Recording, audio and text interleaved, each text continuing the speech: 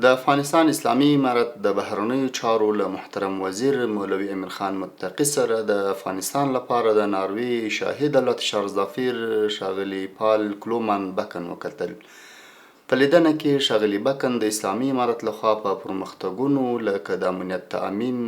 پولي ثبات رامنځته کول، مخدره موادو سره مبارزه، په بشري وضعیت کې ښه والي او په خصوصي سکتور کې د ښځو کار ته لاسرسي کې زیاتوالي باندې خوښي څرګنده کړه. محترم متقي صاحب وویل چې د تیرو 20 کلونو